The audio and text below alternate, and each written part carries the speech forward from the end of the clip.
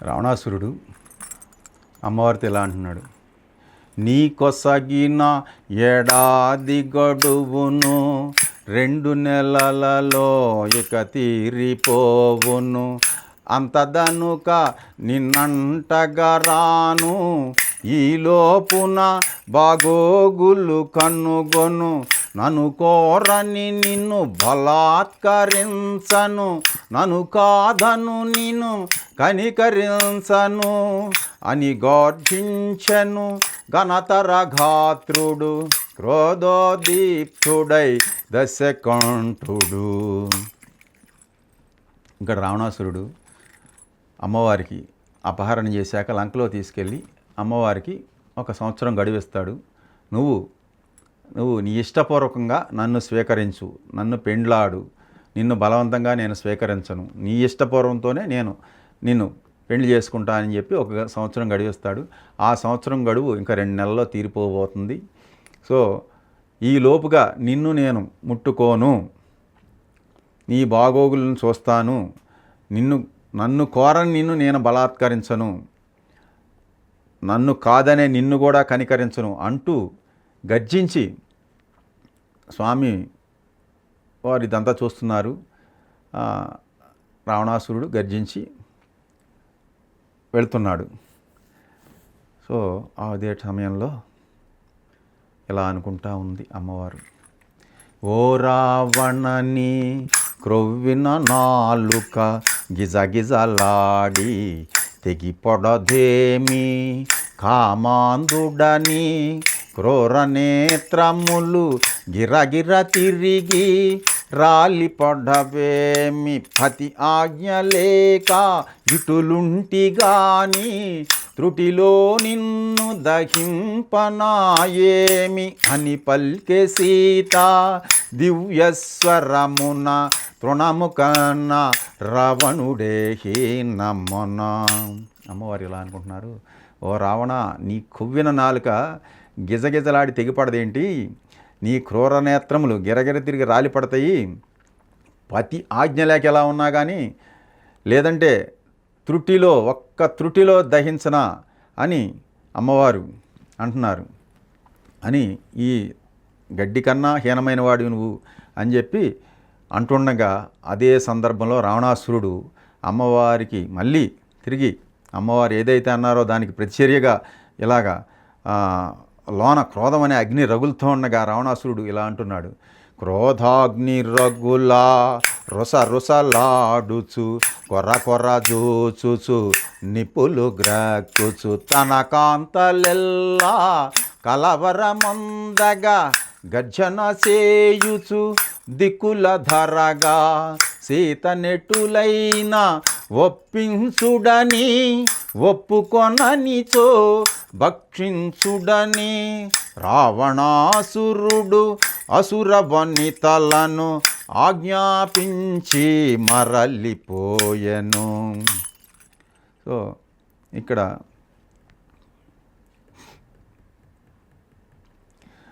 శ్రీ హనుమాను గురుదేవులు నాయద పలికిన సీతా రామ కథానే పలికద సీతారామ కథ. క్రోధం అనే అగ్ని రగులుతుండగా అమ్మవారి యొక్క కొర చూస్తూ నిప్పులు క్రక్కుతూ తనతో వచ్చిన రాక్షస కాంతలందరూ కలవరపడుతుండగా దిక్కులన్నీ అదిరేటట్లు ఒక గంభీరమైన శబ్దంతో, ఏ విధంగా అయినా సరే ఒప్పించండి, ఒప్పుకోకపోతే భక్షించేయండి అని చెప్పి రావణాసురుడు ఆ యొక్క రాక్షస స్త్రీలందరికీ కూడా ఆజ్ఞాపించి తన అంతఃపురానికి వెళ్ళిపోయాడు. ఈ సందర్భంలో ఇదంతా కూడా మన పెద్ద ఆయన పైనుండి చూస్తూ ఉన్నారు. ఇది జరిగిన సందర్భాన్ని అంతా కూడా స్వామివారు సింసుపా వృక్షం మీద ఉండి దర్శిస్తూ ఉన్నారు.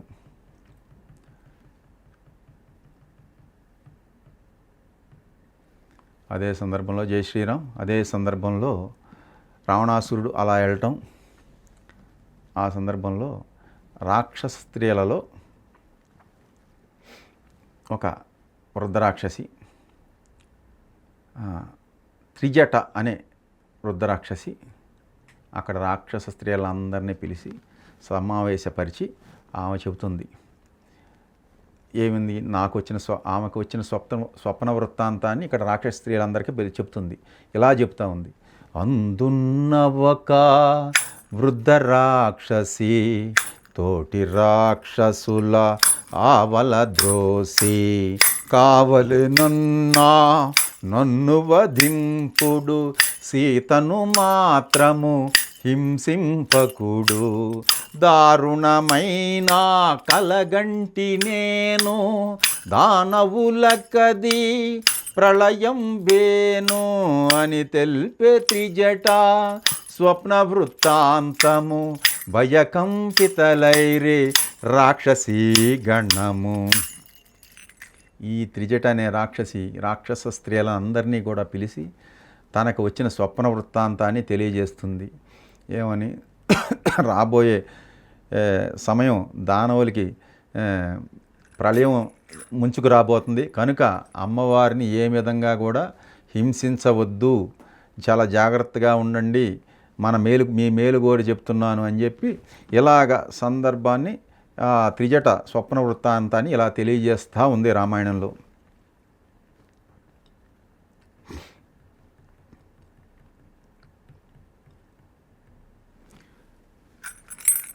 రాక్షస వనిత అయినట్టు త్రిజట ఇలా తెలియజేస్తూ ఉంది మిగతా స్త్రీలందరికీ కూడా. శుక్లాంబరములు దాల్చిన వారు రామలక్ష్మణులు అగుపించినారు, వైదేహికి ఇరువంకల నిలచి దివ్య తేజమున వెలుగొందినారు, తెల్లని కరిపై మువ్వురు కలసి లంకాపురిపై పయనించినారు అని తెలిపే త్రిజట స్వప్న వృత్తాంతము భయకంపితలైరే రాక్షసీ గణము. ఇక్కడ త్రిజట చెప్తా ఉంది, శుక్లాంబరములు దాల్చినటువంటి వారు రామలక్ష్మణులు నాకు స్వప్నంలో దర్శనమిచ్చారు. ఆ యొక్క వైదేహికి అంటే అమ్మవారి సీతమ్మవారికి ఇరుపార్శ్వముల్లో నిలిచి దివ్య తేజమున వెలుగొందుతున్నారు, తెల్లని కరిపై మువ్వురు కలిసి లంకాపురిపై పయనించినారు. అంటే తెల్లని యొక్క ఏనుగుపై ఈ ముగ్గురు కలిసి లంకాపురిపై పయనించినారు అని చెప్పి ఆ త్రిజట అనే రాక్షసి స్వప్న వృత్తాంతాన్ని తెలియజేస్తుంది. ఆ తెలియజేస్తున్న సందర్భంలో మళ్ళీ ఇలా కూడా చెప్తా ఉంది, దేవతలందరూ పరిసేవింప ఋషిగణంబులు అభిషేకింప గంధర్వాదులు సంకీర్తింప బ్రహ్మాదులు మునుముందును తింప సీతారాముడు విష్ణుదేవుడై శోభిల్లె కోటి సూర్యతేజుడై అని తెలిపే త్రిజట స్వప్న వృత్తాంతము భయకంపితలైరే రాక్షసీ గణము. ఏం చెప్తుందయ్యా అంటే, దేవతలందరూ పరిసేవిస్తుండగా, ఋషిగణంబులు అభిషేకిస్తుండగా, గంధర్వాదులు సంకీర్తన చేస్తుండగా, బ్రహ్మాదులు మునుముందు పూజిస్తూ ఉండగా, సీతారాముడు విష్ణుదేవుడై శోభిల్లెను కోటి సూర్య తేజస్సుడై శోభిల్లుతున్నాడు రామచంద్రమూర్తి అని చెప్పి చెబుతూ ఉంది. ఈ త్రిజట అనే రాక్షసి మిగతా తోటి రాక్షస స్త్రీలందరికీ కూడా తన యొక్క స్వప్న వృత్తాంతము చెబుతూ ఉంటూ ఇలాగ రావణాసురుడి గురించి వర్ణిస్తుంది. ఇప్పుడు ఇక్కడ ఈ సందర్భంలో ఈ రావణాసురుని యొక్క విషయాన్ని కూడా తోటి స్త్రీలకు చెప్తా ఉంది. ఏమని, తైలమల్లదుకొని రావణాసురుడును నిద్రాగుచు అగుపించినాడు, కాలాంబరమును ధరించినాడు, కరవీరమాల దాల్చినాడు, పుష్పకమందుండి నేలబడినాడు, కడకొక స్త్రీచే ఏడ్వబడినాడు అని తెలిపే త్రిజట స్వప్న వృత్తాంతము భయకంపితలైరే రాక్షసీ గణము. తైలమంతా రాసుకుని రావణాసురుడు నూనె దాగుతూ కనిపించాడు నాకు. అలాగే కాలాంబరాలను ధరించినాడు, కరవేరమాల దాల్చాడు, పుష్పకం నుండి నేలబడిపోయాడు, చివరికి ఒక స్త్రీతే ఎడవబడ్డాడని చెప్పి కూడా ఈ త్రిజట స్వప్న వృత్తాంతంలో మిగతా దేవతా స్త్రీలందరికీ, అదే రాక్షస స్త్రీలందరికీ కూడా తెలియజేస్తూ ఉంది. ఇదే త్రిజట తన స్వప్న వృత్తాంతంలో రావణాసురుడి గురించి చెప్తూ ఇలా వివరిస్తుంది. రావణుండు వరాహము పైన, కుంభకర్ణుడు వంటె పైన, ఇంద్రజిత్తు మకరము పైన దక్షిణ దిశగా పడిపోయినారు. రాక్షసులందరూ గుంపు గుంపులుగా మన్నున కలసిరి సమూలముగా అని తెలిపే త్రిజట స్వప్న వృత్తాంతము.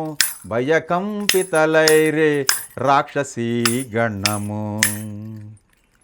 రావణుడు వరాహం పైన, కుంభకర్ణుడు ఒంటె పైన, ఇంద్రజిత్తు మకరము పైన దక్షిణ దిశగా పడిపోయినారు. రాక్షసులందరూ కూడా గుంపులు గుంపులుగా చనిపోయారు అని, ఇక మట్టిలో కలిసిపోయారు అందరూ కూడా అని చెప్పి ఆమెకు వచ్చిన స్వప్న వృత్తాంతాన్ని తెలుస్తుంది. తర్వాత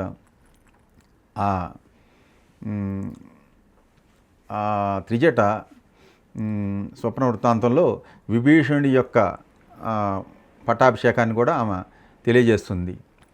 తెల్లని మాలలు వలువలు దాల్చి, తెల్లని గంధము మేనబూసికొని, నృత్య మృదంగ మంగళ ధ్వనులతో, చంద్రకాంతులెగా జిమ్ము చేత్రముతో, తెల్లని కరిపై మంత్రివార్యులతో వెడల విభీషణుడు దివ్యకాంతితో అని తెలిపే త్రిజట స్వప్న వృత్తాంతము. భయకంపితలైరే రాక్షసీ గణము. తెల్లని మాలలు ధరించి, ఒలువలు వస్త్రాలు ధరించి, తెల్లని గంధము మేనబూసుకొని, నృత్య మృదంగ మంగళధ్వనులతో, చంద్రకాంతులు ఎగజిమ్మే ఛత్రముతో, అంటే తెల్లని ఛత్రముతో, తెల్లటి ఏనుగుపై మంత్రివర్యులతో విభీషణుడు వెళ్తున్నాడు అని చెప్పి, దివ్యకాంతితో వెళుతున్నాడు విభీషణుడు అని చెప్పి ఆ స్వప్నంలో దర్శించిన విషయాన్ని మన రాక్షస స్త్రీలందరికీ కూడా తెలియజేయటం జరిగింది. త్రిజట ఇలా చెప్తా ఉంది. త్రిజట లంకానగరాన్ని విశ్వకర్మ నిర్మించాడు. అటువంటి లంకానగరం ఏమవుతుందో కూడా ఈ సన్నివేశంలో రామాయణంలో ఆ త్రిజట మిగతా రాక్షస స్త్రీలందరికీ కూడా తెలియజేస్తుంది. విశ్వకర్మ నిర్మించిన లంకను, రావణుండు పాలించెడు లంకను, రామదూత ఒక వనరోత్తముడు రుద్రరూపుడై దహించినాడు.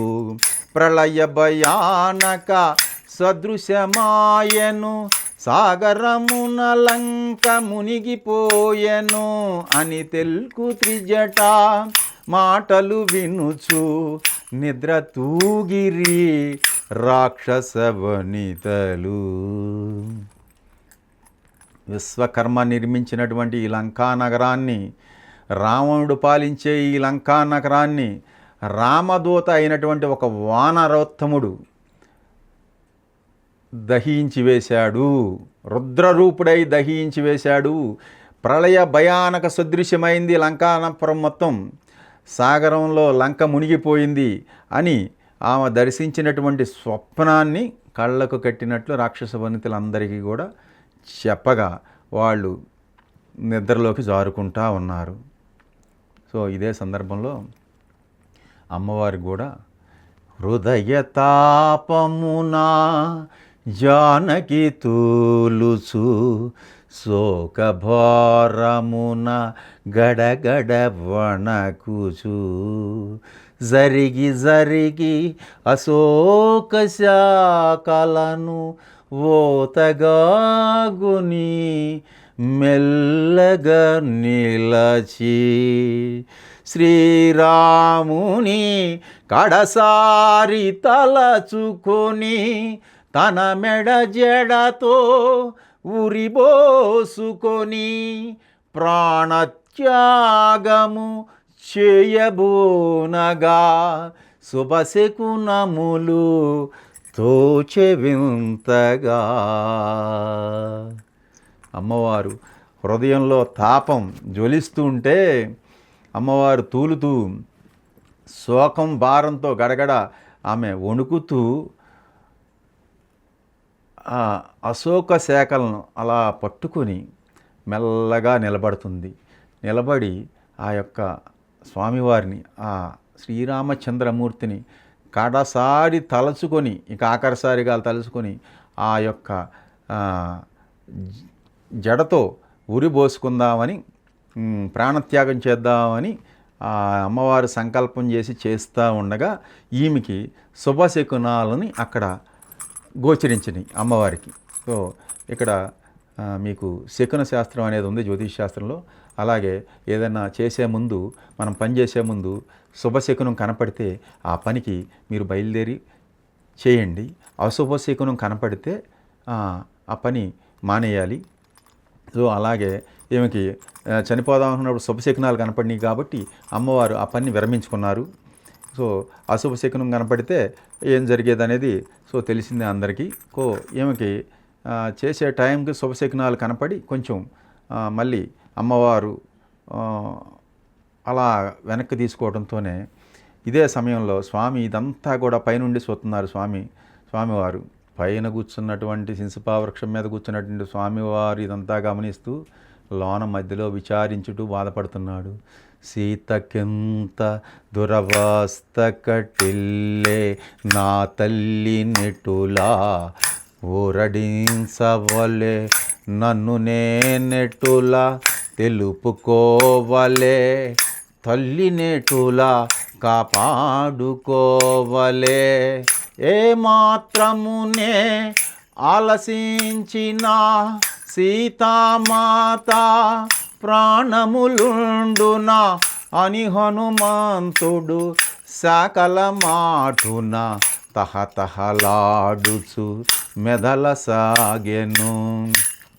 స్వామివారు చక్కగా అమ్మవారికి ఎంత దురవస్థ కలిగింది అని బాధపడుతూ అమ్మవారిని ఎలా ఊరడించాలి, నన్ను నేను ఎలా పరిచయం చేసుకోవాలి, అమ్మవారిని ఎలా కాపాడుకోవాలి అని ఆలోచిస్తూ ఇక ఆలస్యం చేయకూడదు.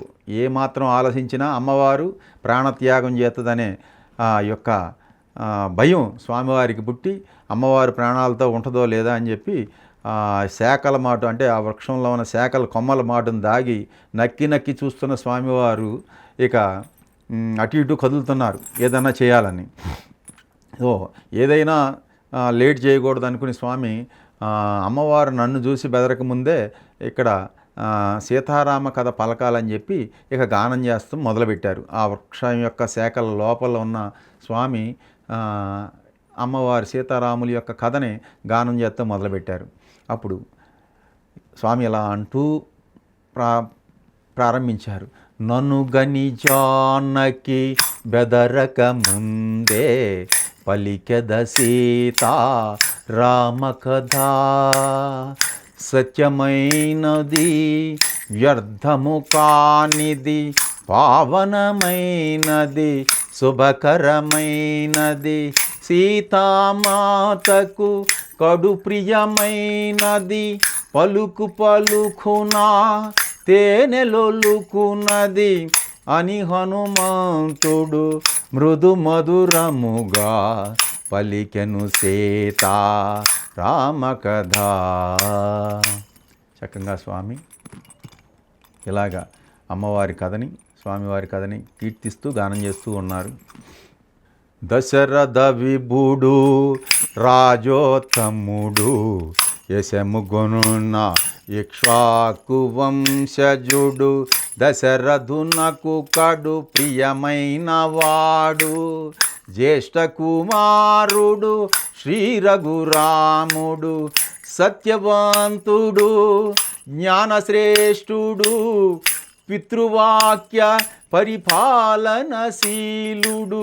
అని హనుమంతుడు మృదు మధురముగా పలికెను సీత రామ కథ.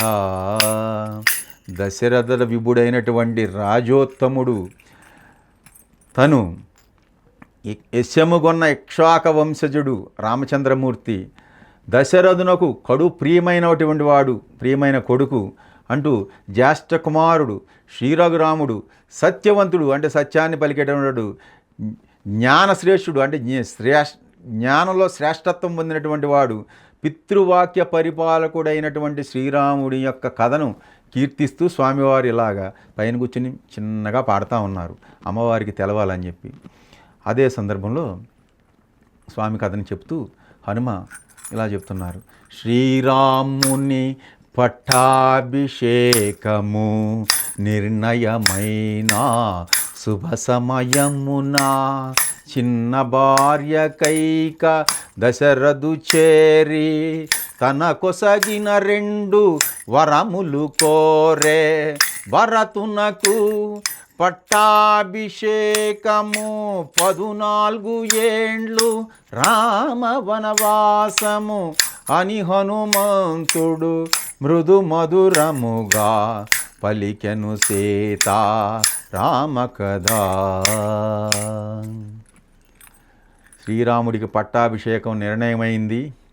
ఆ శుభ సమయంలో కైకకి ఇచ్చిన 2 వరాలని దశరథ మహారాజు కైకకి 2 వరాలు ఇచ్చాడు. అదే సందర్భంలో మందర మాటలిని కైక ఆ 2 వరాలని దశరథుడిని కోరగా భరతునికి పట్టాభిషేకం చేయాలి, 14 ఏండ్లు రామ వనవాసం చేయించాలని చెప్పి కోరుకుంది అని చెప్పి స్వామి చక్కగా స్వామివారి యొక్క కథని ఇలాగ తెలియజేస్తున్నారు. సో అప్పుడు రామచంద్రమూర్తి గురించి చెప్తూ స్వామి, తండ్రి మాట నిలుప రామచంద్రుడు వల్కలధారి అయి రజము వీడే. సీతాలక్ష్మణులు తనతో రాగా 14 ఏండ్లు వనవాసమేగే. ఖరదూషణాది 14,000 అసురులు జంపే జనస్థానమున అని అంతుడు మృదు మధురముగా పలికెను సీత రామ కథ. జై శ్రీరామ్. శ్రీరాముడు తండ్రి మాట నిలపడం కోసం వల్కలు ధరించి నారచీరలు ధరించి రాజ్యం వదులుకుని సీతాలక్ష్మణులతో కలిసి 14 ఏండ్లు వనవాసానికి బయలుదేరారు. ఆ కరదూషణాది 14,000 అసురులు చంపే అని జనస్థానమున అని చెప్పి హనుమంతుడు మృదుమధురంగా ఆ స్వామివారి యొక్క కీర్తనను కీర్తించుతూ అమ్మవారికి వినేటట్టు తెలియజేస్తున్నాడు. జై శ్రీరామ్.